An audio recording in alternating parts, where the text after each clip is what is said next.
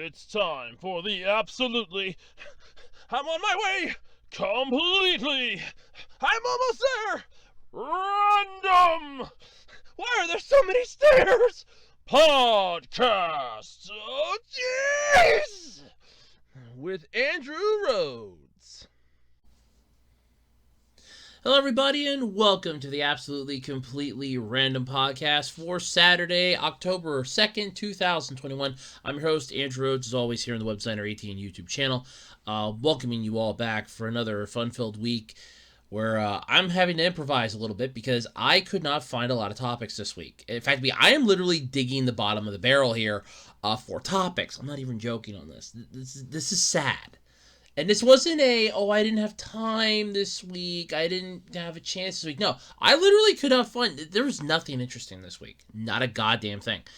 And I scraped the bottom of the barrel. So, yeah, there is that. But I did have some stuff that I did find and some stuff to talk about. So anyway, this week I'm going to be talking about the upcoming death battle between Macho Man and the Kool-Aid Man. Or as I have so lovingly dubbed it, the battle of the oh yeah!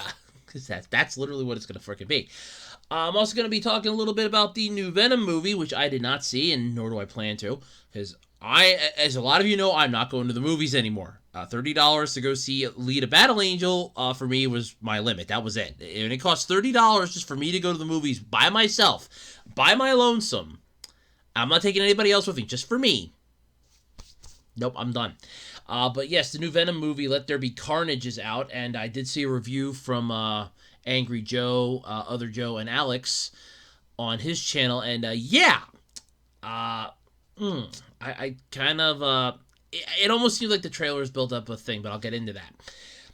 The internet has a raging hate boner for Chris Pratt again. Yes, we got the hate chubby back once again, because he's voicing fucking Mario in the upcoming Super Mario Brothers movie. So that's going to be fun. The internet is once again split on Sora becoming the last DLC character for Smash Bros. Ultimate. Of course, because, we're not done with that yet. And we're getting a new Yugioh game. This is going to be fun. We're getting a new Yugioh game. So anyway, let's dive into this week. But before we do that, I know you're looking forward to it every single week. I have an eBay page, ARHOADS-2012 on eBay. Yes. I have a lot of stuff for sale. Oddities, collectibles, weird shit, what have you. Come check it out. It's ARHOADS-2012 on eBay. That's all I got to say for that. As always, this podcast is sponsored by no one. Because no one's going to sponsor my stuff. Because nobody trusts me. I don't have the views to back up a sponsorship. So, of course, I'm not getting sponsored by anybody. I'm not like Angry Joe. I don't have a G Fuel sponsoring me. I don't have Raid Shadow Legends sponsoring me like so many other YouTubers, and even if they did, I wouldn't take it after I bitched them out. I still don't have sponsors for my stuff, so we are brought to you by no one, except for maybe electricity. It's powering the stuff that I can talk to you with. Internet, which is providing you the access to listen to me and for me to get the information. And, of course, from viewers like you, because you don't give me any money, but you at least view my stuff. So thank you, I guess. I'm like the watered-down PBS in a way. But yeah, but don't forget, though, while you're also on the internet, go check out Twitter. I'm over on Twitter, @OtakerRose. I also have a Curious Cat page. You can ask me questions in between the monthly Q&As. I'm also over on Facebook, on the official Web Designer 18 Facebook page. And you can also check out my Ko-fi page. I do have one of those, to try to help get some support for this channel. Because, never hurts. But anyway, let's dive in, shall we? Because this is going to be fun. Alright, so this is the part where we usually go about, hey Andrew, how was your week? So, this is how my week went. Monday, found out that the sandwich that I get at the convenience store, about 2 miles from where I live, has gone up in price. So, yay! There goes my lunch.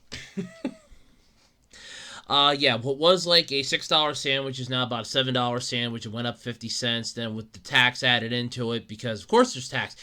I love that it's food, but yet I still have to pay tax on it. So go figure on that one. I guess it's because it's considered ready-made food, but yeah. So with the tax, it comes out to like $7.09. The small one is still roughly about $5. So, I mean, I could get the small sandwich provided they actually have any. So that was Monday. Tuesday. Yeah, Tuesday was just so fucking fun. So I have been experimenting. I actually did start up a blog. I just didn't put anything on it yet for the podcast. Or at least one genetically randomized to this. I call it the Absolutely Completely Random Blog.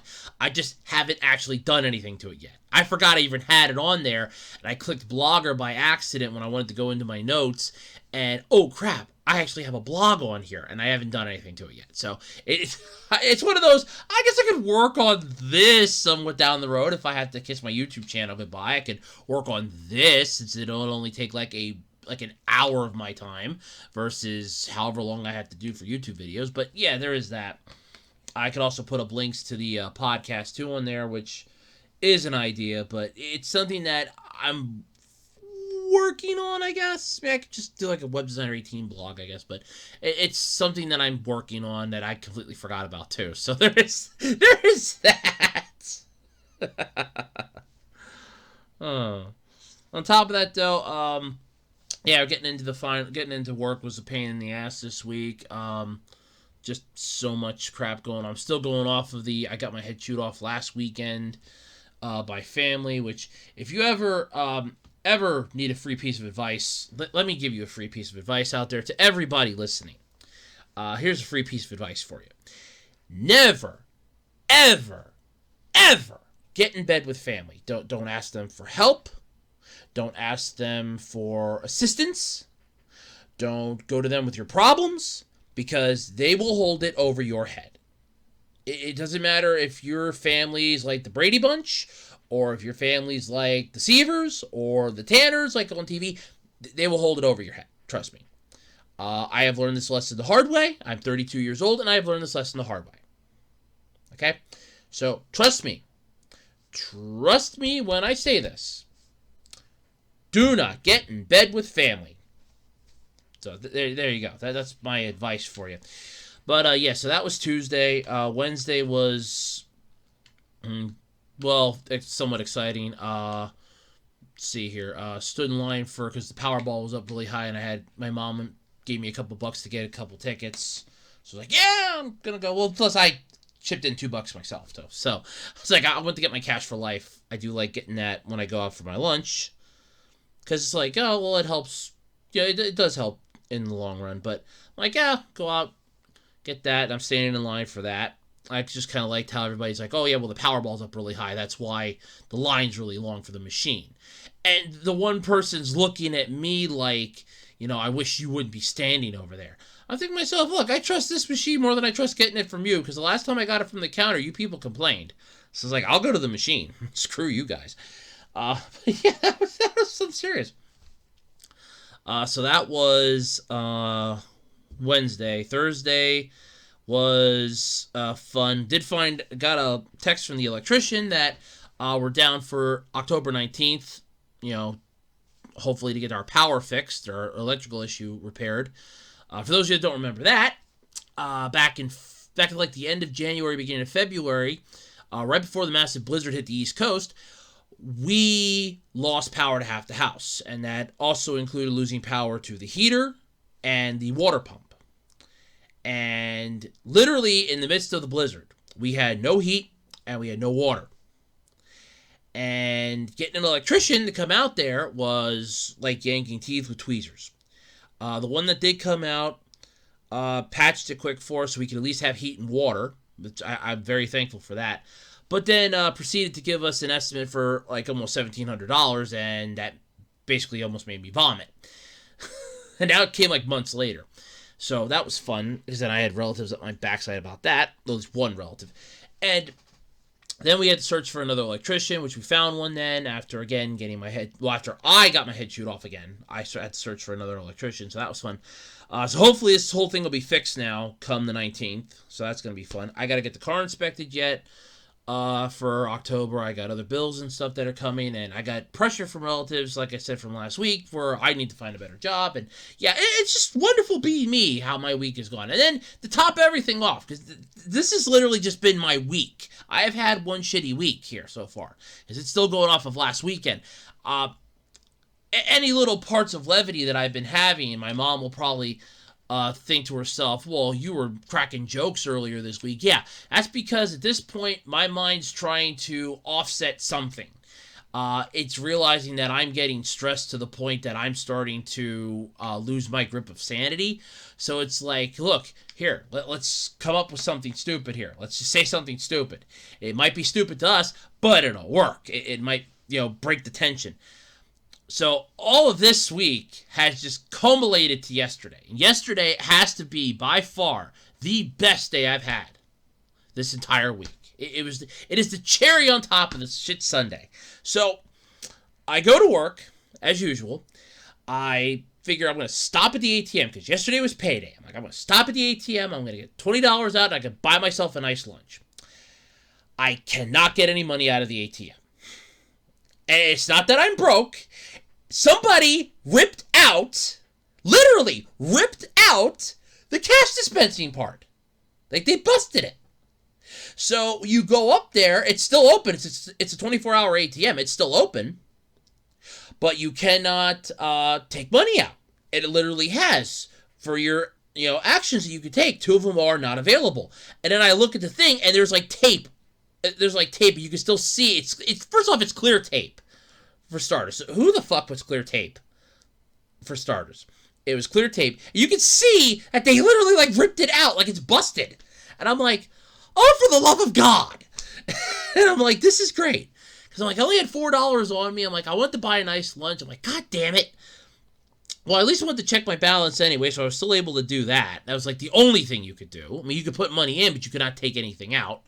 And I'm like, well, I don't have anything to put in, so, well, that's great. Because you couldn't deposit any checks. You couldn't.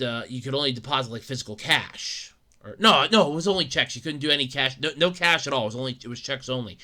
So I'm like, well, that's just great. I'm like, that's freaking wonderful.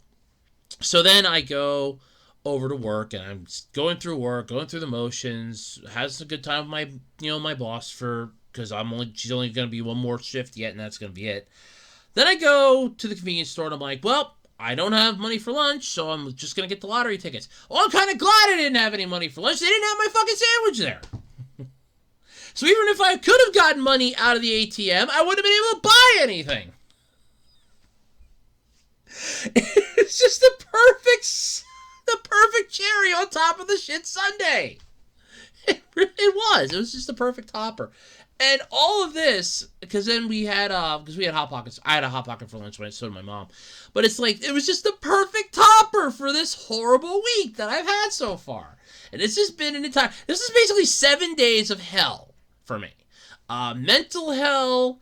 I don't really want to say a physical hell, unless you want to count my slight indigestion from the stress. But it has just been a living hell this week.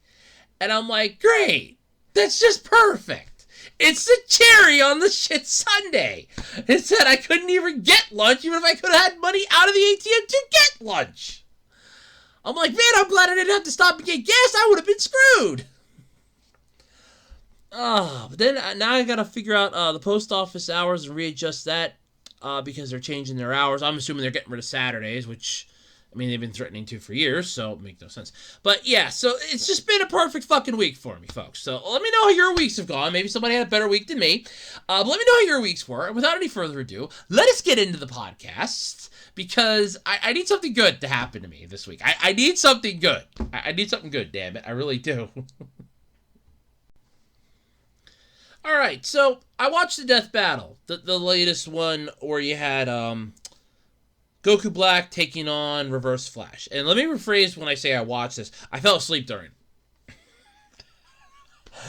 So, first off, that's not a good sign. I fell asleep during it. I literally woke up in the post-fight thing, and I was like, fuck it. I was like, fuck it.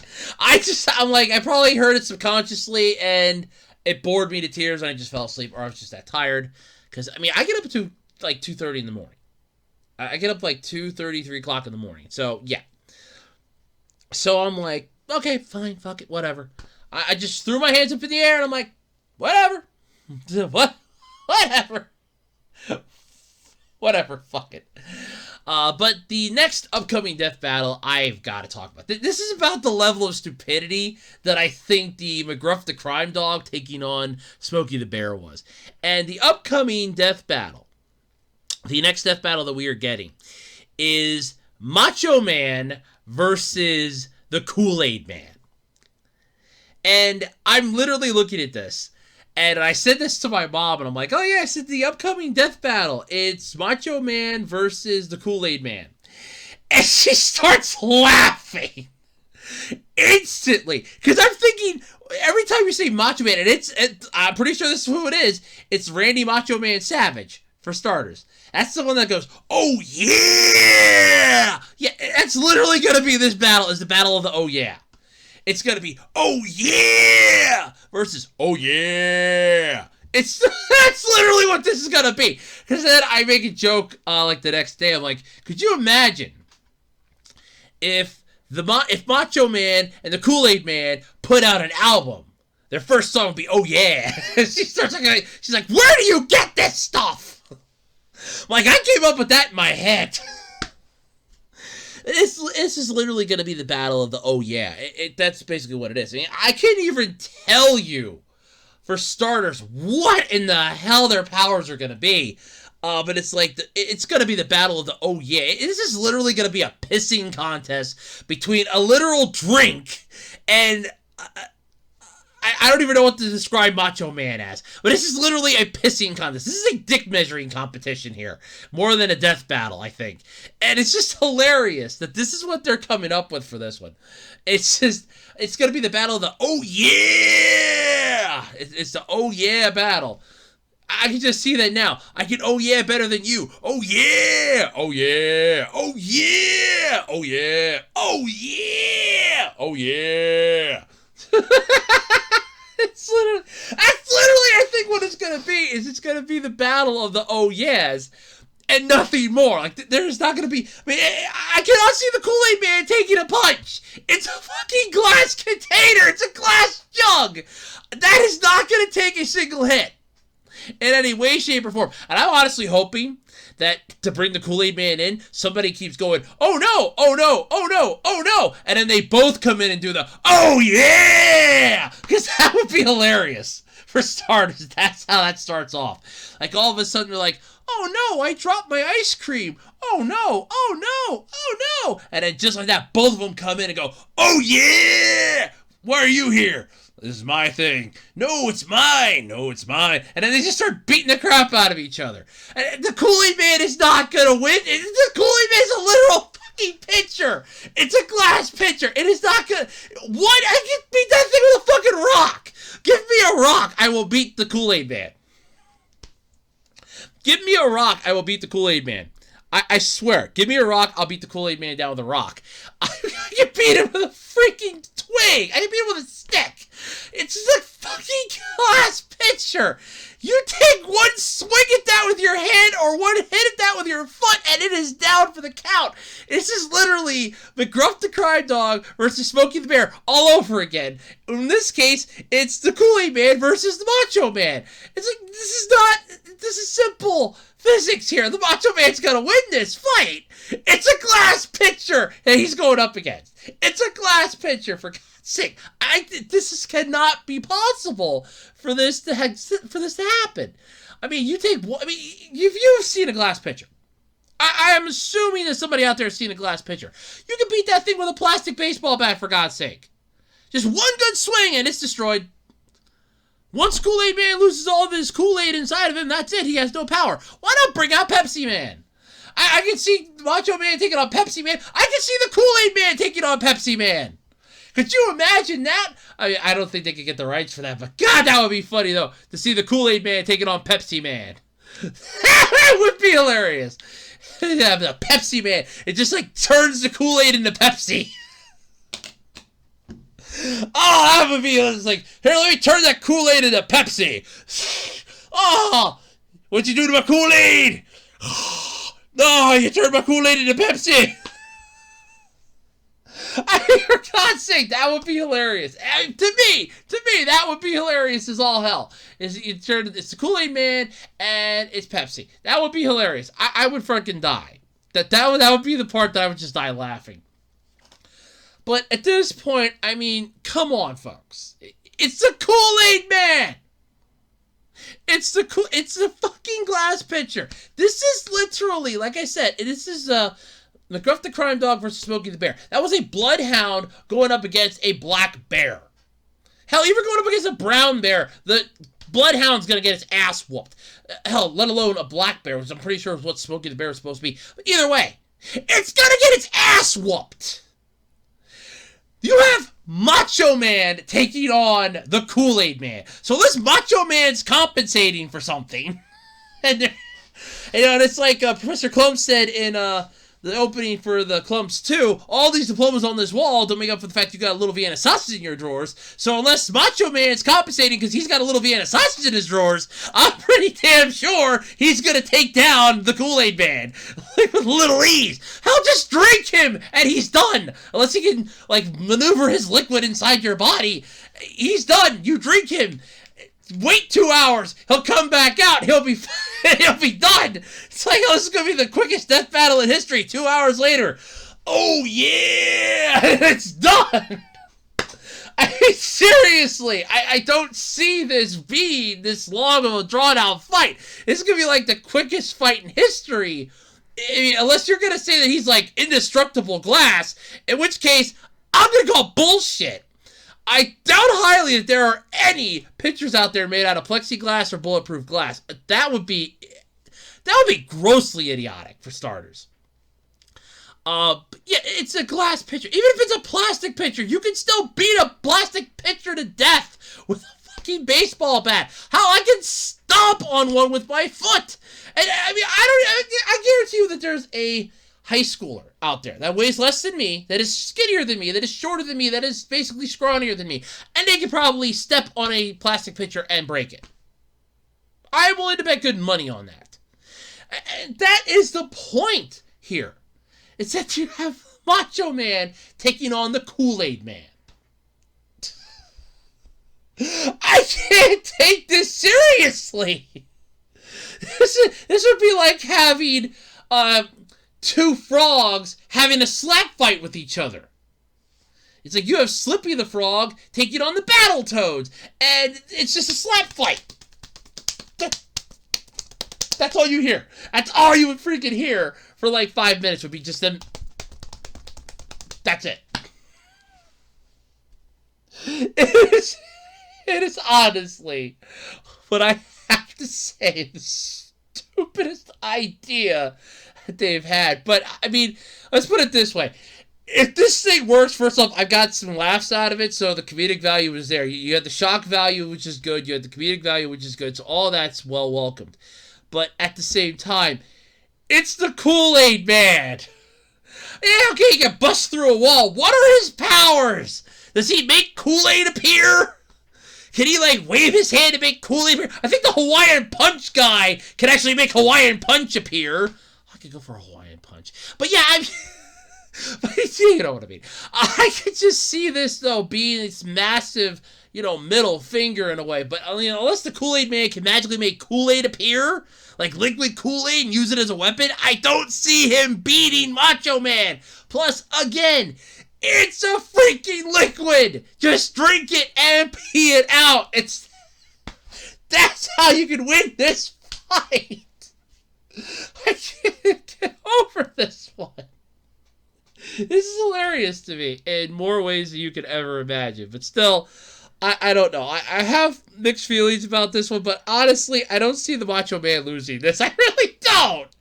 I do not see Macho Man losing this fight. If he does, I am going to call shenanigans. There's going to be some bullshit going on here if Macho Man does lose this fight, because there is no way Macho Man can lose this fight. None. None whatsoever freaking ever could Macho Man lose this fight.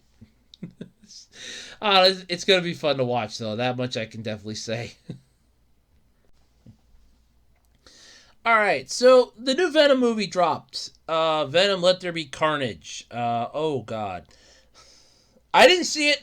I want to stress this. I did not see this. After watching Alita Battle Angel in theaters, I'm never going to the movies again. $30. $30 it cost me to go to the movies. And that's that's like a higher estimate. That's the high up end estimate. I think it was like 28, like 27 or 28 total, but I rounded it up. Because I figure there's probably a bit of tax that I'm not taking into consideration here somehow. But yeah. Cost me about $30 to go to the movies. For myself. For me. A matinee. For me. Okay? $30. Nope, I'm out. Screw that. I was all for saving movie theaters before that. After that, I'm like, you know what? Rent them out for birthday parties. Make them a fucking Chuck E. Cheese.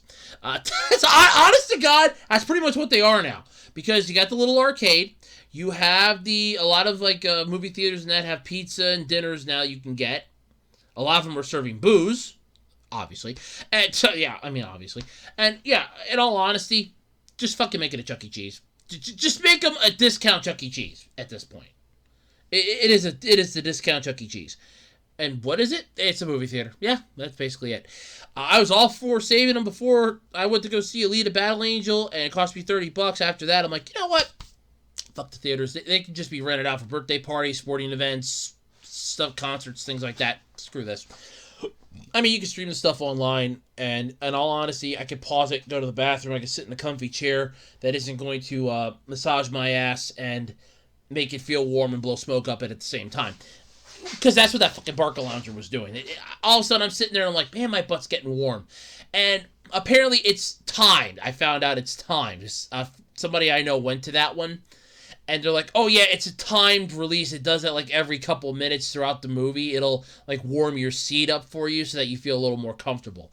I'm like, yeah, it would have been nice if there was a little warning. Hey, your butt's going to get hot. Yeah, warning, asses will be aflamed. But yeah, no, I'm definitely out going to the theaters. So I'm never going to go see this, at least not in theaters. And I didn't even see the first one. I saw the trailers. And I'm like, okay, this doesn't look that bad. It's a Venom movie. I'm not a huge Venom fan, but at the same time, I'm also like, you know what? Let Venom have its time. Let Venom have his time, son. I'm not going to lie. He was heavily underutilized in Spider-Man 3. I'm not going to lie. I don't agree with a lot of people that were complaining that there were too many villains in that, because technically, if you think about it, Harry did kind of turn onto the side of good in the end. So he was sort of like I'm the start off like leftover villain from the last two movies, because he had the hate boner for Spider-Man after the first one, tried to track him down in the second one, and then figured out in the second one who he was, and then it's like, oh god, no. And just like that, he's like, I'm going to get revenge, and then completely forgot about it. So he's basically the leftover villain from the first two movies of the Tobey Maguire era. He was the leftover villain. So don't have to worry about that. We had Eddie Brock, who I think they could have, at least in Spider-Man 3, they could have cast better. I'm not going to lie. And then you had Sandman. Sandman kind of brought the closure to the entire, Peter Parker Spider-Man story, because this was the final movie that they were doing out of the three. So it did bring everything full circle. So that was fine having him in my opinion. Then you had Venom, who was supposedly the main threat of the movie. So you have basically one B-grade villain that's a leftover from the first two movies, because it's basically just been, I'm festering, pissed off with rage. Then you have the C-grade villain, who honestly is only in this to tie up the loose end that we had from the first movie. And then, of course, you have the A-grade villain, which was Venom, and it was just highly underutilized. I mean, just completely underutilized. So there was that. But the Venom movie itself didn't have an issue with. I'm like, you know what? Let Venom have his time. I was fine with that. And I thought that they did a good job casting Eddie Brock for the Venom movie. I really do. The character fits perfectly, both height and build wise, from what Flash Thompson was in the. Oh, sorry, for what? Not Flash Thompson. That was a different Venom. For what Eddie Brock was, there was I think like an alternate thing where Flash was one, at least, or was a fanfic I read or something. But Eddie Brock, this one was a very good representation of Eddie Brock in every way, shape, or form.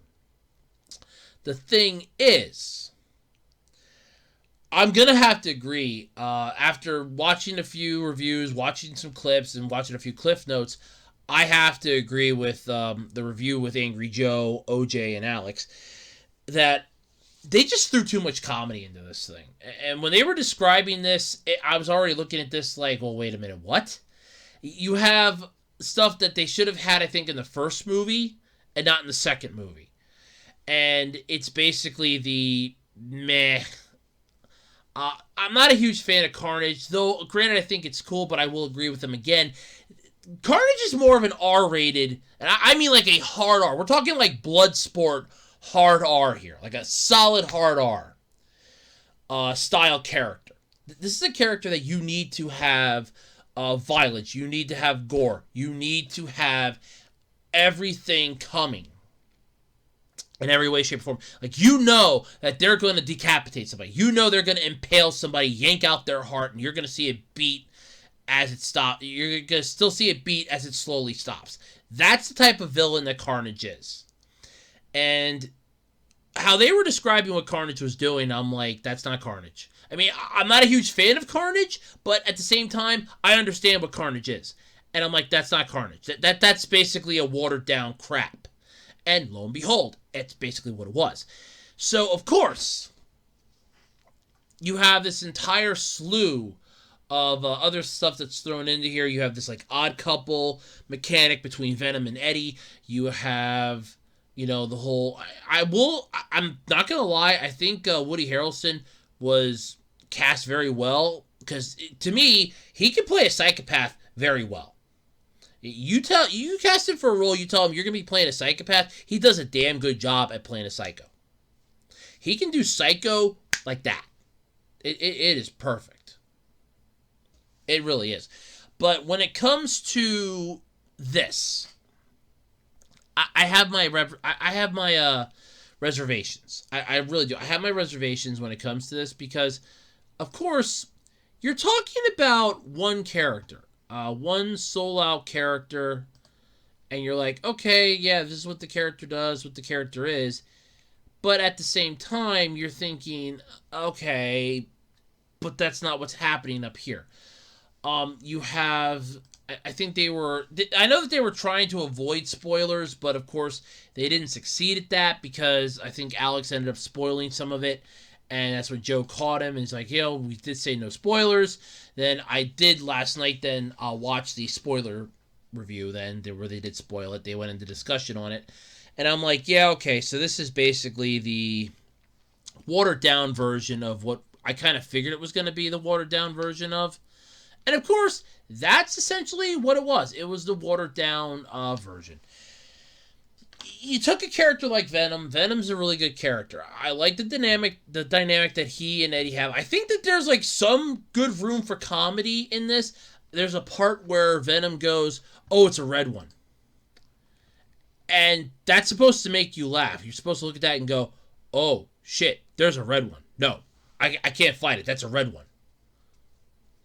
And it's almost like a similar sort of mentality to what Banner and the Hulk had in Infinity War, where Banner's like, come on, you gotta come out. I need you. Let's go. Get pissed off. Get out here. Fight him. And Hulk's like, no!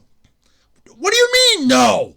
It's sort of like that dynamic that they had, where it's like, hey, here's the Hulk. The Hulk's pissed. The Hulk's angry. The Hulk's always annoyed. And then here's Banner, mild-mannered.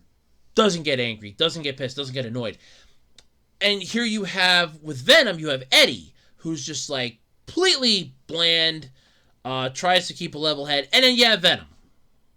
That's like, I want to kill him. No, you can't kill him. I want to kill him. No, you can't kill him. I want to kill him. No, you can't kill him. I get the whole odd couple thing, but that's something that you could have did in the first movie. And maybe they did. I didn't see the first one either, but from what I've been hearing people complaining about with this, they didn't do a good job with this. It feels like they tried to shove too much stuff into this pot. Like, here's the pot for the movie. And they try putting fruits in there, vegetables in there, some meat in there, and a few dozen other things. And they're like, this is going to be a really good stew. And they just forgot one thing. Liquid. Something to put in there to bind us all together, and it was missing. And because of that, it's like, nope, I got nothing. I got nothing. I got nothing at all, and just like that, bam, you're screwed. Just like that, you're done. I kind of think that that's what they lacked with this, but at the same time, I want to say, no, that's not what they lacked. It wasn't that bad.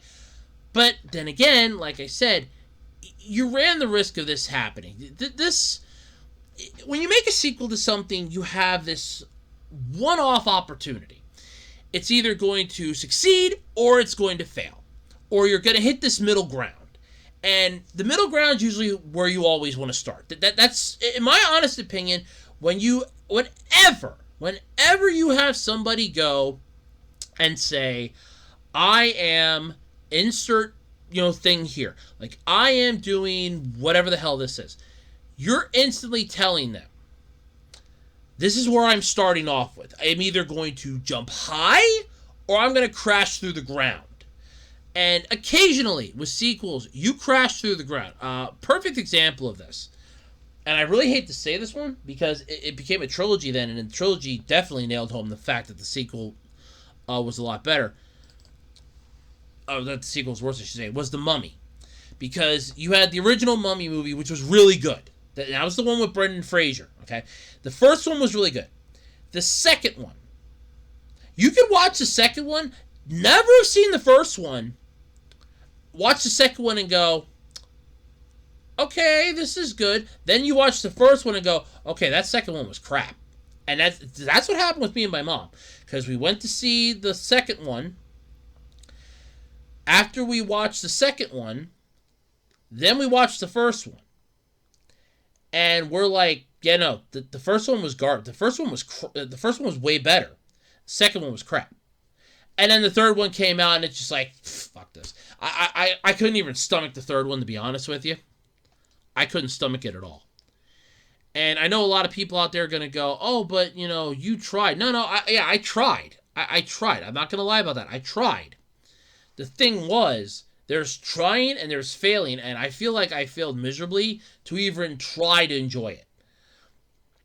But yeah, that's what happens when you have a sequel. So with Venom, the first movie was good. I mean, I got, like, the parts that I saw, like, the clips and the little bits that I saw of it, like, from ads and stuff online, it looked really good.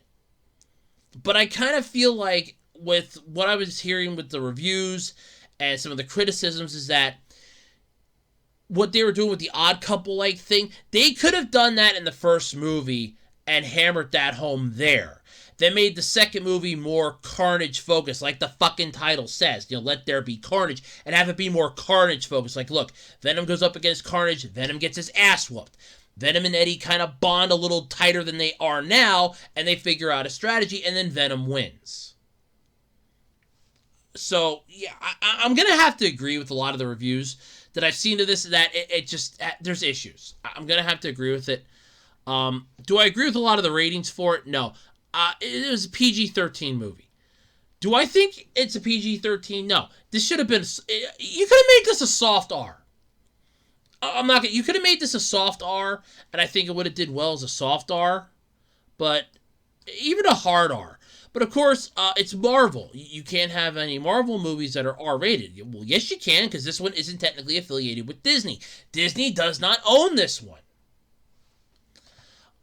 Disney, unless something changed that I wasn't made aware of, I'm pretty sure Disney does not own this particular franchise. I remember the whole Spider-Man's out of the MCU, and oh look, Spider-Man's back in the MCU because Disney just did it as a freaking power trip.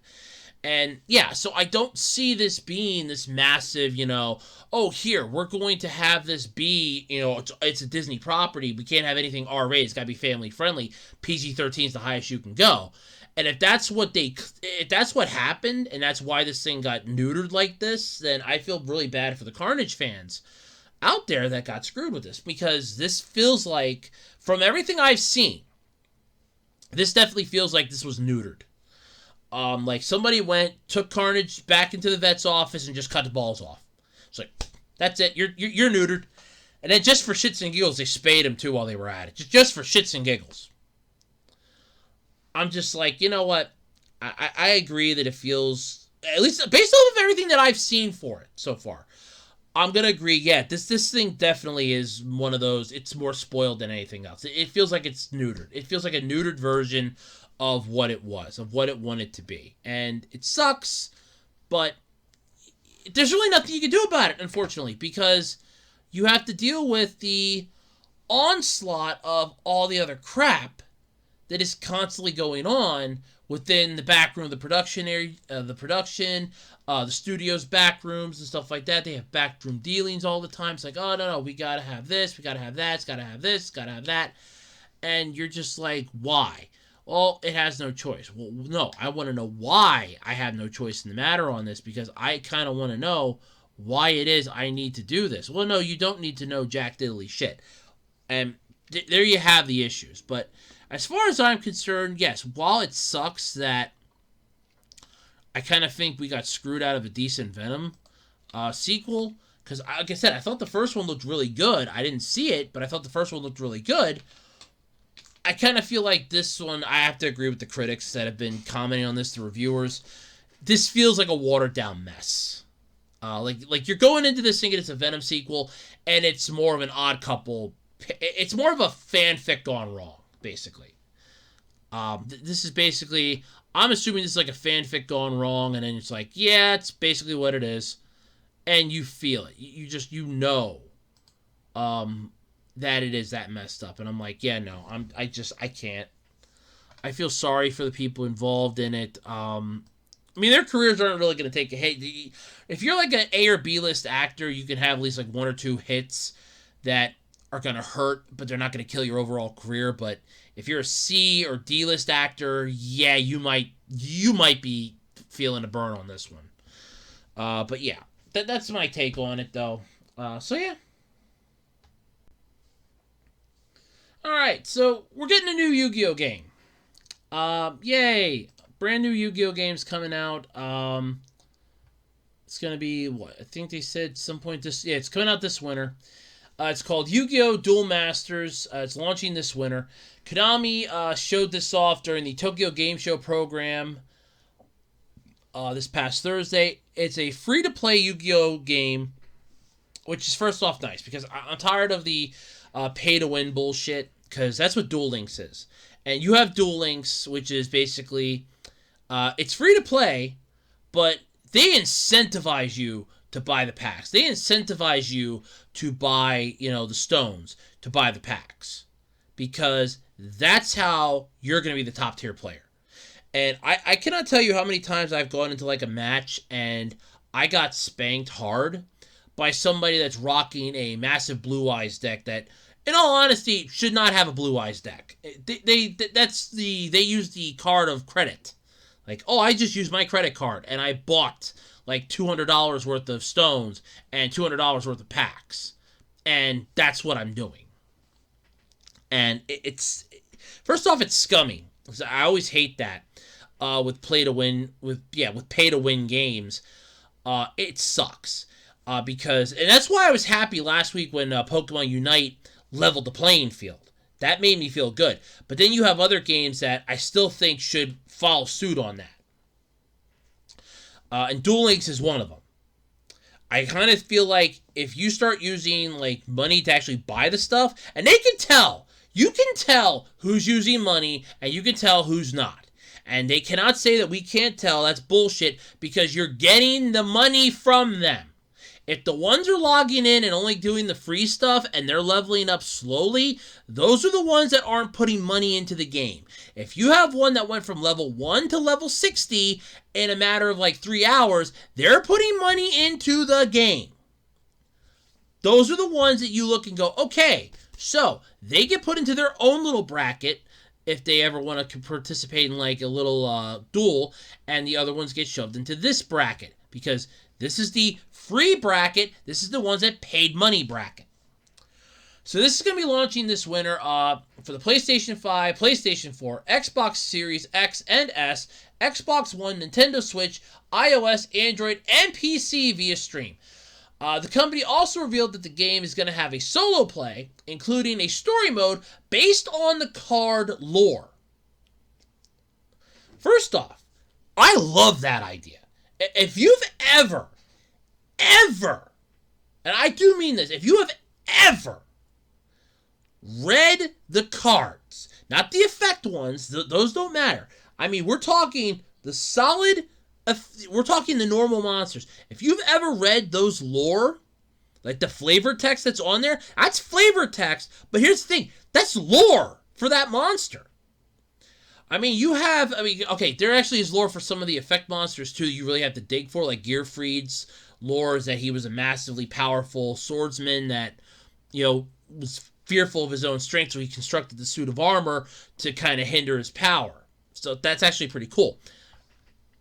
But, and this is the point that I want to stress here, some of that lore is extremely good. It is really, really interesting. So I'm actually kind of intrigued how they're gonna, shove this into the game and make a game out of this. Because I'm not gonna lie, that does interest me. The card lore itself being an integral role to the game. That, to me, is interesting. Because you're basically looking at this and going, yep, this is going to be lore. It's the card lore that's going into it. That's cool. That's cool to me, first off. And I do appreciate that. So that is cool. I'm trying to get this thing to scroll down. But unfortunately, for some reason, Anime News Network constantly causes issues right now with me trying to scroll. And I'm stuck. Will you stop telling me it's unresponsive? I'm well aware it's unresponsive. And it's frozen. And my whole system's frozen. It's great. Oh, you gotta be... This is a pain in the ass. I love this, folks. For those of you out there listening, it's now not responding. Now it's responding. Now it's not responding. Now it's responding. Now it's still frozen. I hate... And it's frozen again. Every fucking time. This irks me to no end.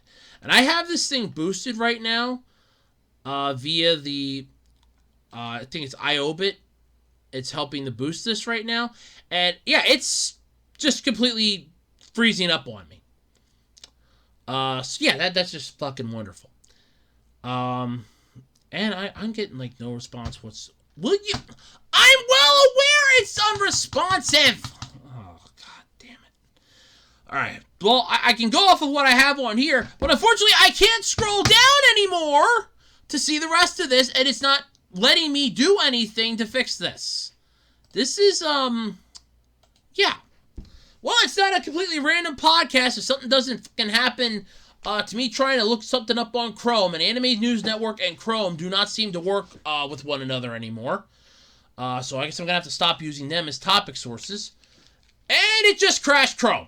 Oh, that's beautiful. It just literally crashed Chrome completely out. That is, oh, wow. That's amazing. It seriously just crashed Chrome. I cannot believe this. Oh, you've got to be kidding me. It literally just crashed Chrome. I cannot believe this. Alright, well, I am looking forward to this. I do think this is pretty cool, though, that they're going to have the card lore based on a story mode. That's going to be pretty cool. I wish I could tell you more about this, but unfortunately, it won't load. And Chrome is not loading anymore. What the? Alright, let me try this. This is starting to get annoying now to me. I mean, it's like it's completely frozen here on me. And this is getting annoying to me. Because I had no issue with this beforehand. And now it's completely frozen up. What in the hell is going on here with this today? What the hell? Yeah, this is, yeah. I'm having fun here. This is fun. It's completely frozen. I'm really glad I record on my laptop. Just in case the power goes out. Because at least my laptop, I can still talk. This, if I have to end up restarting this, that's going to be even more fun. Because that's going to cause, as I'm going to have to do now, I'm going to have to do a hard restart because I'm not getting anything here. At freaking all. I'm not getting any response. Wow. And hard reboot it is. Wow, I cannot believe I actually have to do this. Wow, it actually froze the whole thing. It's the first, folks. Yeah. So let me log into that a little further here while I buy time while my computer fucking starts again. Yeah, I am looking forward to this. If it's going to be based on the card lore, a lot of those are pretty cool. Like I said, Gearfried Gearfried the Iron Knight's lore is pretty cool. Same thing with the Swordmaster. They're tied in together because that's how you have the Release Restraint card. You use that and you free Gearfried the Iron Knight back into his original form. You have the Dark Magician, the ultimate wizard in both attack and defense. It would be pretty cool to see him like the leader of a castle or something, and all of a sudden, here's the Dark Magician. He just like shows up, and you're like, oh, it's the Dark Magician. Yes, I am the Dark Magician. I am the one that, helps people. And he's like taking on the Blue Eyes or something. The eternal rivals that they always are. The engine of destruction that very few have ever lived to tell its tale. And here he's coming to like destroy the castle, and you have to try to help. That would be pretty cool. So I don't know how exactly they're going to do this, but that would definitely... that would be interesting to see. I'm not going to lie. But, yeah, as I wait for this to reboot, which is always freaking fun. So let me put my password in here so I can log back in. And, yay! And remember, folks, Windows 11 is still coming out, and my computers will sadly not be Windows 11 compliant. Thank you, Microsoft, for fucking everyone over. Yes. As I wait for this to reboot and I continue on this, don't forget, folks, this podcast is sponsored by no one. Because if this was, I would be able to afford a better computer. And I am sponsored by nobody. Yay! Nobody! Yeah. Yeah, I'm like Piccolo on Namek and DBZA. Yay! Social activity! Yeah. So that's actually, this is, I have to admit, this is a first. This has never happened before. I've had, I think it was last week where it was kind of like reaching its limit, and it just wouldn't do much of anything anymore. But this is the first time I have ever had it where it crashed, and I couldn't load anything. Fuck you, Windows, and screw you, Microsoft. You cheeky bastards. Wow, I just, yeah, I honestly cannot believe that this actually happened. This has never happened. I mean, like I said, I've come close, but this has not happened before. A massive crash. I'm gonna have to, like, do some serious system cleaning, I guess. So, yay! You, Microsoft! You! Well, at least Chrome keeps the pages open that you had open, so I can at least finish this off. Though. So I apologize for the bit of an intro log there. Had to buy myself some time here. Okay, so the game is going to be featuring over 10,000 cards. The company notes that some of the cards may require event participation and or in-game purchases. So that's great. So you're either looking at having to participate in events, which is fine if it's open to everybody, or you gotta piss money out for them, which is not cool because then that's pay to win. The game's gonna be featuring the master rules of the Yu-Gi-Oh! Official card game and trading card game. So that's the OCG and the TCG. For those of you that don't know what master rules are, basically everything that we've been playing up before they started doing that 3-card bullshit and the speed dueling bullshit. So yes. Those are master rules. Basically, old school Yu-Gi-Oh!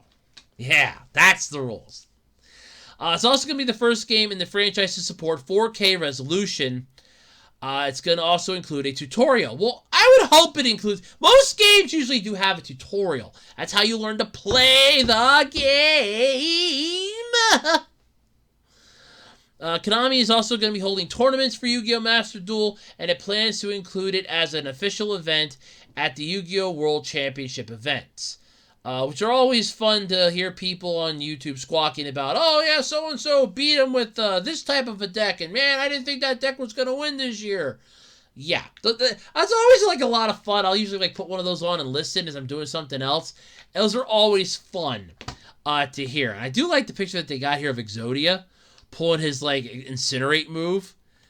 I love that. I think that's so cool. Exodia Obliterate. It's one of the... Exodia is like one of the badass monsters in all of Yu-Gi-Oh! And it's like, yeah, Exodia Obliterate! Yeah, there you go. But yeah, as far as this is concerned, like I said, I'm looking forward to the story mode based on card lore. I do think that's pretty cool. But as far as the other stuff is concerned, I can take it or leave it. The over 10,000 cards, I kind of feel like that's a joke, considering that you're looking at least a base of 10,000 cards. You do realize that most Yu-Gi-Oh! Packs, most Yu-Gi-Oh! Sets combined right now, like maybe half of them that we have out now, or at least 15,000 cards. At least. And you're talking about over 10,000. Yeah. Kind of, I mean, it would have been nice if they would have given, like, they would have said, like, every card in the Yu-Gi-Oh! Franchise, saying that you have access to all of the cards. Just pull the card data off of your other games and integrate it into this. It cannot be that difficult. You're literally taking data and transposing it. So, yay! We're all still screwed. But yes, in a fun way. But at least now it's back up. Let's try to get through the rest of the podcast without it crashing again. Oh, God. Alright. I don't think we need to have a reason to have a hate boner for Chris Pratt. I honestly don't. I'm not a fan of the man. I was not a fan of his depiction of Star-Lord in Guardians of the Galaxy. I was not a fan of his trying to use the Force to subdue velociraptors in Jurassic World. I'm not a fan of him voicing everybody's favorite Italian plumber. Yes, that's right. For those of you that do not know or have been living under a rock for the last week or so, Chris Pratt has been announced as the voice of Mario. Basically of Mario. Because if you remember the 1993 movie where we were introduced to what their last names are, it's Luigi Mario and Mario. Yeah. I remember the 93 movie. I liked the 93 movie. But yes, Nintendo lobbed a grenade the size of King Babam at the social fabric of America. Basically, the social fabric of everybody. As they announced that Hollywood's leading man, charming village idiot. I love that. Kotaku gets a clap for me for that. The charming village idiot. That's fitting. Chris Pratt would be Mario. The Italian plumber is finally reappearing on the big screen after nearly the 30-year hiatus, formerly of the 93 movie, like I said. Almost 30 years, because 93, 2023 would have been 30 years. They should have just... In all honesty, they're probably going to end up delaying it, I guarantee you, and making a whole, it's the 30th special thing out of it. I'll just watch them do that. Because they're going to end up delaying this thing. Because I think this is going to go the way of the Sonic movie somehow. And I did a rant video on this. It's going to be going up on Monday. But basically, Chris Pratt has been announced as the voice of Mario. Yet, they are going to have the guy that's been voicing Mario in the franchise as a cameo. Why not put him into the movie if he's already going to be in the movie? No idea. I didn't think so. But yes, the internet did not take well to this. Imagine surviving 2 recessions and a pandemic only to have to endure Chris Pratt as Mario. Tweeted one person. Oh! I love that. That's a good one. It's been a while since we had to come together and cyberbully a movie studio into making sweeping changes to an animated film. But I believe we can do it again, wrote another. Well, yeah, last time we did was the Sonic movie.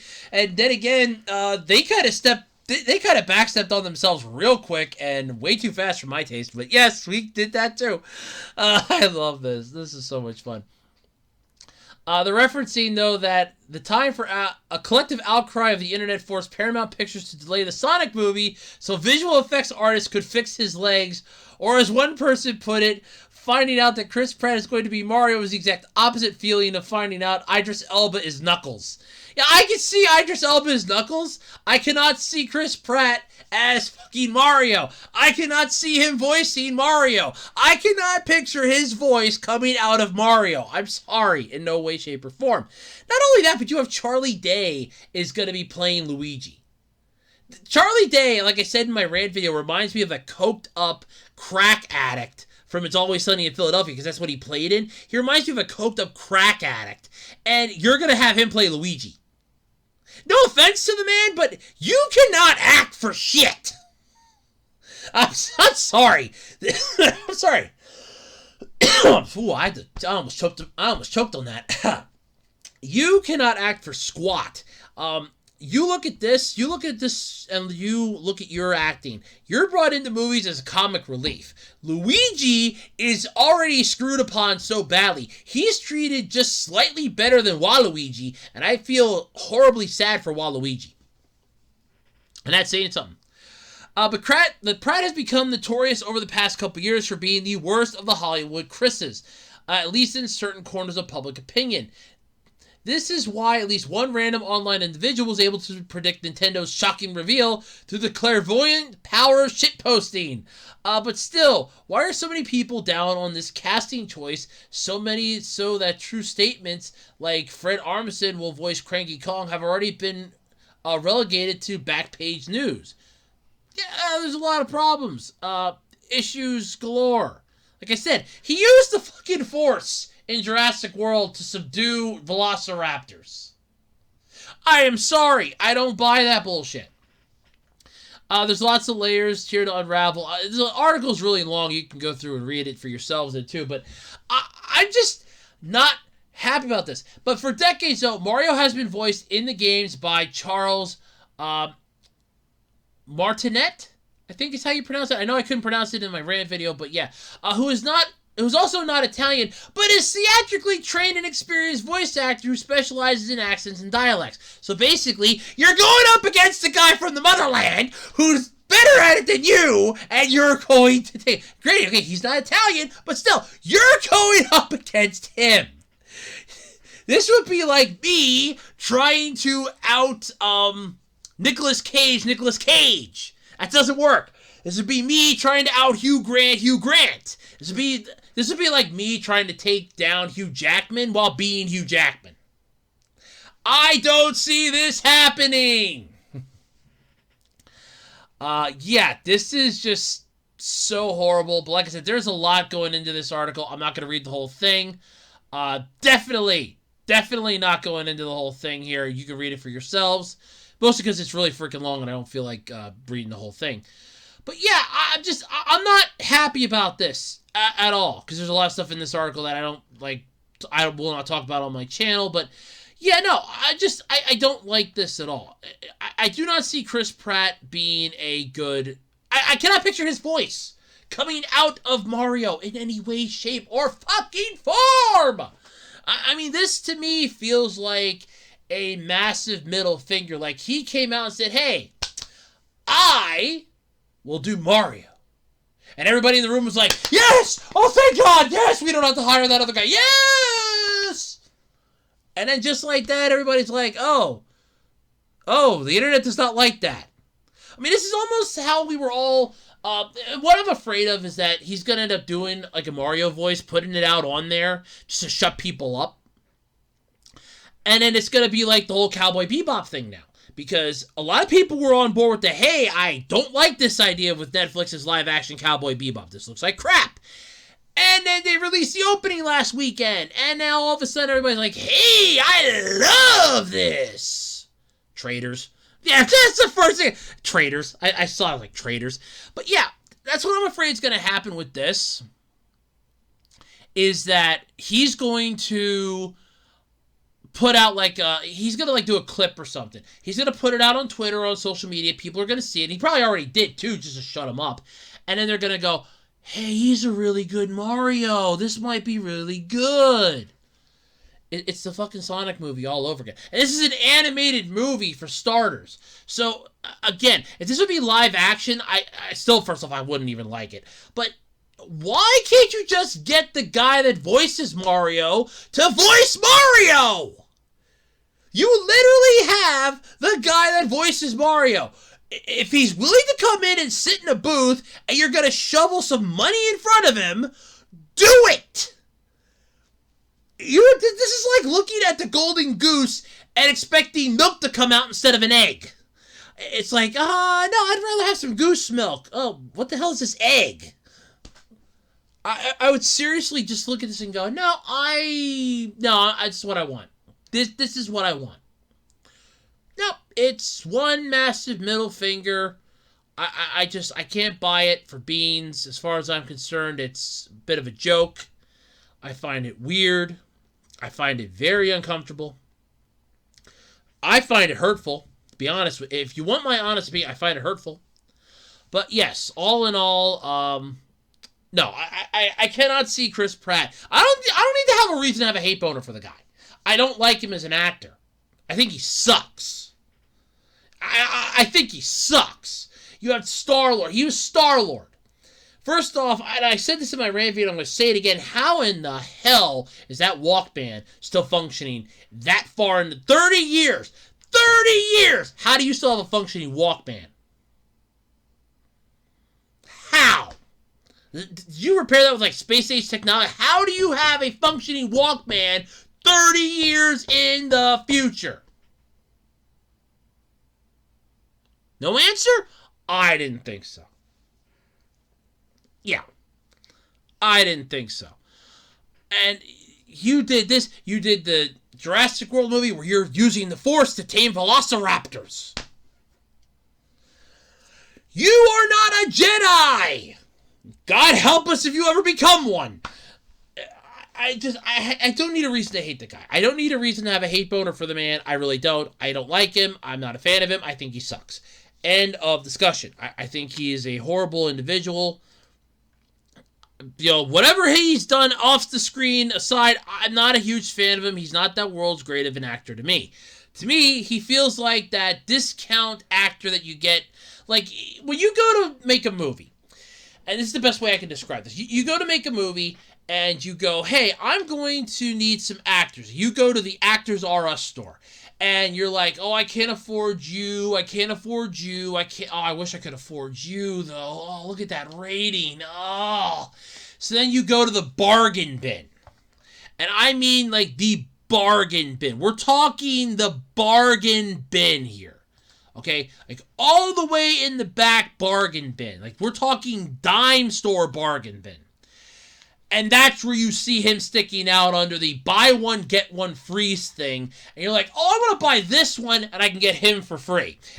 Yeah, that's how you get this. That is what his acting to me feels like. It is bottom of the barrel bargain bin acting. And no disrespect to anybody that's a huge fan of his. I mean, no disrespect. It's just, to me, it feels bargain bin. It feels generic. It feels like crap. And I will always say it. Hands down, I will constantly say it. It feels like crap. But yeah, I mean, I'm not a fan of his. I think he's a horrible actor, to be honest with you. He's bargain bin basement. Hell, let's go one step further. He's basement bargain bin bad. And yeah, that's where I stand. So no, I cannot see his voice coming out of Mario in any way, shape, or fucking form. But yeah, that's I don't need a hate. I don't need a reason to have a hate boner for the man. I really don't. I do not need a reason.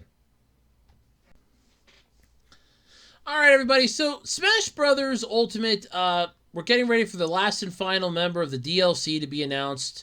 It's going to be happening on, I think it's October 5th, right? I think I saw that story. I think it's October 5th that this is happening. We're going to get the last and final character for the DLC announced, the last fighter. And I did put a thing up on Twitter, and only one person got it, and I was shocked by that. I put a picture up of the envelope that you get from Smash Brothers Ultimate. And I put down, yeah, some mushroom-looking thing dropped this off at my doorstep. What does this mean? Like, I'm the last fighter. No, I'm not. I'm not even in contention. That would be cool, though. I'm not gonna lie, but I'm not popular enough for that. That would be cool, though. But Kingdom Hearts Sora, though, is one that people are still on the fence. They're split about it. Him being the final member of Smash Brothers. And this game, so many people are already pissed off that there's too many sword fighters to begin with. There's too many sword fighters. I'm not going to lie, I don't doubt it. But if you spent any time, though, on Twitter lately, you've noticed that Kingdom Hearts Sora has been trending, and that's thanks to the ever-vocal Smash Brothers Ultimate community once again pounding their hands going, "Give us Sora! Give us Sora! Give us Sora!" Whereas, before, you always heard the Nintendo people, at least back when Reggie was still in charge of Nintendo, now it's sadly Doug Bowser, and they're still doing it, "Give us Mother 3! Give us Mother 3!" every time. Every time. I love that joke. But yeah, but this argument, though, and this conversation goes way back to at least 2016, when modders, Nibrock.rock and KTH put Sora in Smash Bros. Ultimate using Shulk as the base. Pro Smash player Tyrell Nakat Coleman told Kotaku over Twitter direct messages that he's been begging for the character's inclusion for over 10 years. That's a long time for one request. The discussion resurfaced over the past week for two main reasons. Sora's got as many haters as he has fans, or as he has stands, and on October 5th, it is October 5th, game director Masahiro Sakurai is going to be revealing the Smash Bros. Ultimate long-awaited final DLC character. So needless to say, there's a lot of speculation about who it could be. And the game's community is very much torn when it comes to Sora. Some fans like Twitter, 2x Dana, don't want Sora in the game because of the character's Disney ties. I don't doubt that, because then Disney's going to be taking a huge chunk of income, and that's liable to raise the DLC price if it's a paid DLC, because Disney might want to take their Disney will take their hand and go, I'm not even going to lie about this, and this is exactly how Disney would do this, and I'm being 100% honest. They will take their hand, stick it right up Nintendo's ass, and tell Nintendo, you give us more money, or we yank something out. And that is exactly... I'm not even lying about this. Because Disney is greedy when it comes to their properties. And when it comes to Kingdom Hearts and Square Enix, they have... Especially when it comes to Kingdom Hearts, they will not let that property out of their sight. They have gone after fanfics that have basically been fan adaptations of Kingdom Hearts. There was a really nice one. There was little to no violence in it. It was more of a peaceful solution that didn't involve having to use, fighting techniques or anything. And Disney had them yank it down off the net. I remember the person put a thing up on Twitter. I can't find it anymore either, because that's the one thing I did look for. So I think they ended up having to delete it, because I think they went off of Twitter then. But I remember that they had to yank down their story because Disney had sent them a letter. It literally had the fucking mouse logo. It was a Disney letter. They sent them. They have their own little internet, their own little email templates, and it said, take off your fan fiction because it's bad-mouthing our characters. It had nothing to do with, there's no violence in it. It was peaceful solutions. Yank it down. They didn't want it.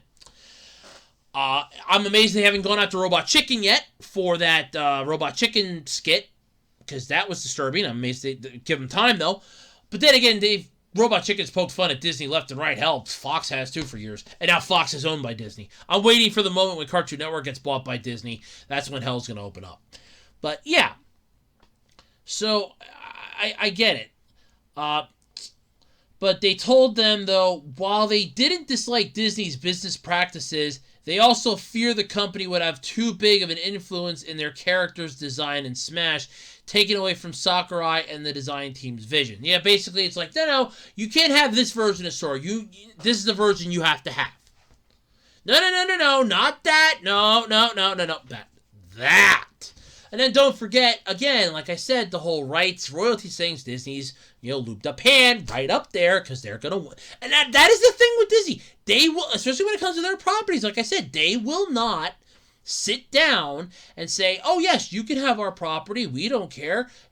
No, you can use our property. That's fine. No, we won't charge you that much of a, royalty for it. No, because we're Disney. No, Disney will just go, no, you can have our property, but we want a royalty, and we want a big royalty because we're Disney. Yeah. But Disney's connection, though, was a continuous point among fans. But so too was Sora's look. IGN senior editor Kat Bailey echoed that sentiment, telling Kotaku over Twitter direct messages she dislikes his design, the big shoes and hair of it all. All of it.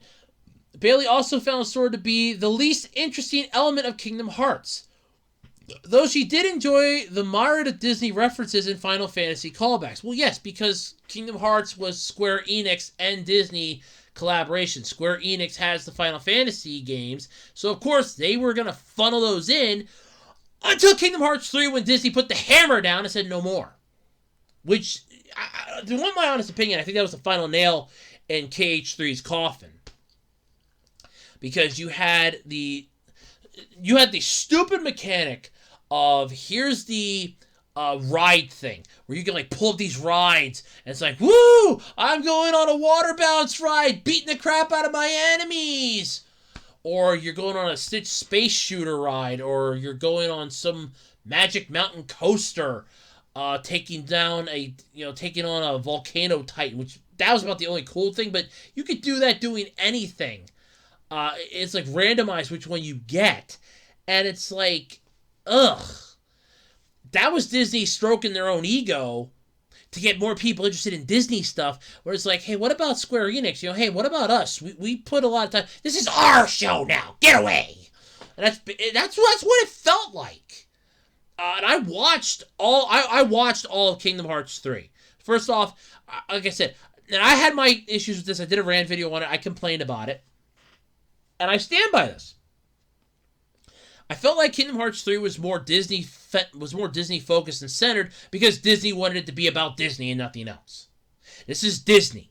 You want to make your own game. You have Final Fantasy. You remade your Final Fantasy game. Well, if I were Square Enix, and I'm going to say this safely, if I were Square Enix, I would look into that Verum Rex that you had in that and make your own game based off of that and give Disney the middle finger. Look at Disney and go, hey, remember when you said we couldn't have any Final Fantasy stuff? We designed this. It's ours, bitch! It's ours! That's what I would seriously do that. Design a Verum Rex game, and then just flip Disney the bird. And look right at Disney and go,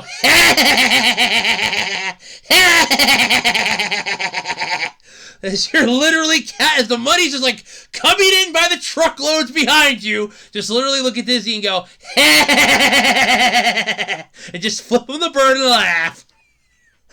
That's what I would do.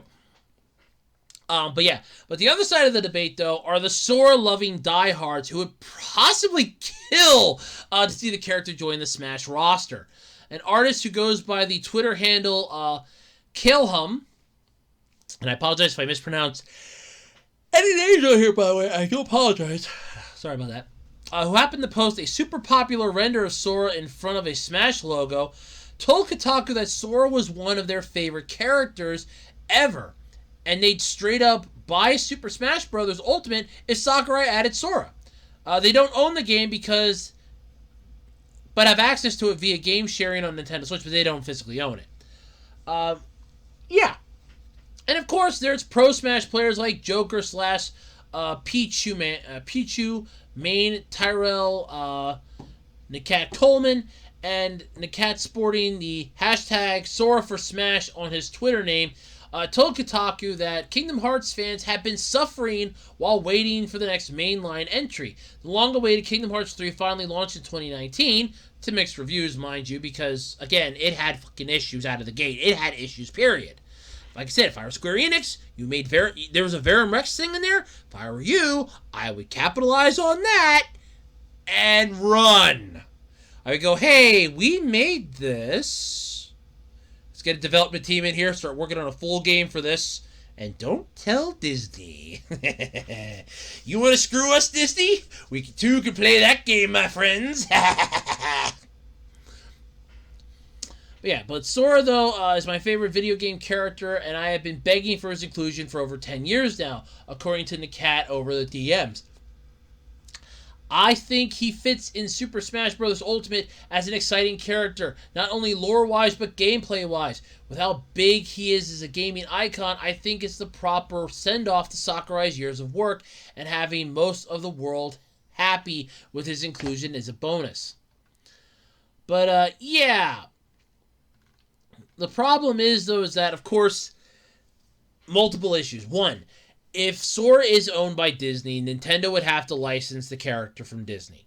Unless Sora is owned by Square Enix, in which case it probably wouldn't be that much of a license, but still they'd probably still have to pay Disney something, and Disney will want hides. That's the problem. Two, while I will agree there are a crap ton of sword fighters in a fighting game, you also have a crap ton of other characters in this fighting game. This roster is huge at this point. Deal with it. 3. It's one character from a Square Enix game. I don't think you have any other Square Enix characters in here. At all. But, of course, I mean, it's also up to Sakurai himself as to what the hell this character is going to be. It's going to be revealed on Tuesday, though, when Sakurai-san will debut the game's 82nd final character.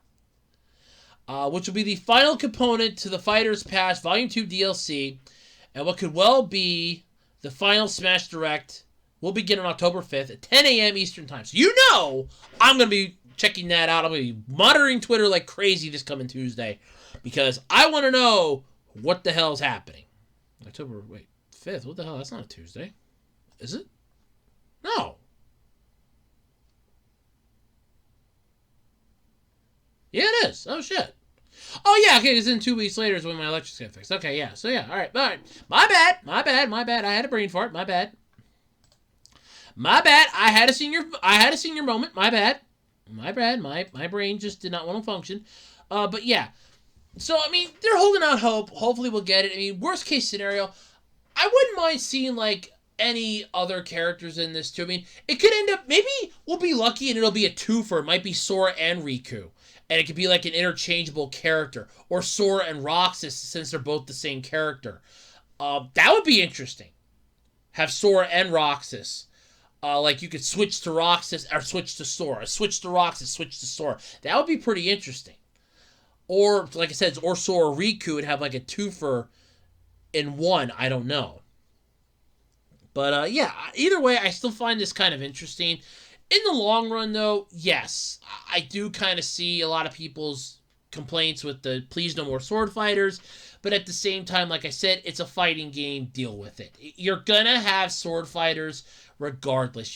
Especially when it's a franchise like this, you're gonna have characters out your ass. You're going to have some that are gonna be mimicking sword fighters. You're going to have other characters in this. You just cannot have ones that shoot powers all the time. It'll balance itself out because there's how many characters in this? 82? There's 82 characters in this, I think. Yeah. Come on. Deal with it. I mean, look at any, like, what was that?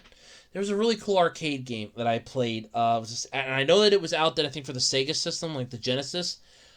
Or it was like Samurais. And I remember playing as the one. I'm like, this is really cool.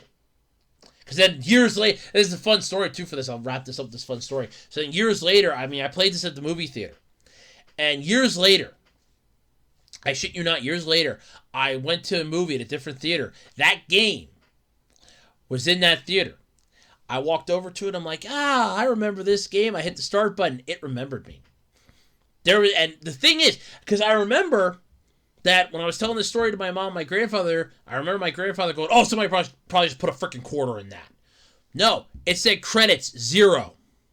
I pushed the start button and it started up. It remembered me. It saw me. It's like, I remember him. Let's see if he's still any good. It remembered me. I loved that game. That was a really fun game. But of course, you know, so was Primal Rage too. That was a fun game too. But Yeah, that was a fun game too. But yeah, I can understand.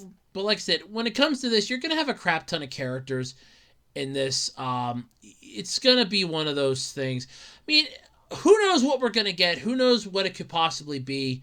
We'll find out on Tuesday when it drops. Hopefully, it'll be Sora to make people happy. If not, hopefully, whoever it is, will get a warm reception.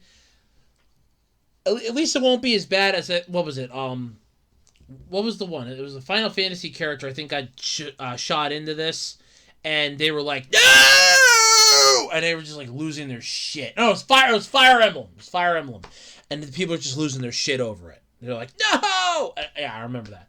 So hopefully we don't have that bad of a thing again. But you never know. It could be that bad. Who knows? I'm hoping it's not, but you never know. Alrighty, everybody, and that's going to do it then this week for me here on the Absolutely Completely Random Podcast. Don't forget to check out the Andrew Rand's videos that have been going up this week. Don't forget that series is coming to an end at the end of the year.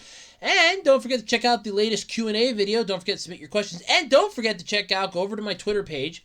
I will try to retweet the thing again, but I do have a Curious Cat .me page. Yes, you can check that out. I do have that. So you can ask me questions over there in between the Q&A videos. So that is a cool way to ask me some questions. But yes, don't forget to submit your questions for the next Q&A. Remember, I am not doing one for December. I am taking December off. I have something else planned for everybody for Christmas. Don't worry, I have something planned. But yes, but don't forget, like, comment, subscribe, do all the fun YouTube stuff. Don't forget to let all your friends know, share this out there on the social media sites. Let them know about me, let them know I exist, because people don't know I'm here. And until next time, I'm Andrew Rhodes. This has been the Absolutely Completely Random Podcast. See you later, everybody, and I'll catch you all next week.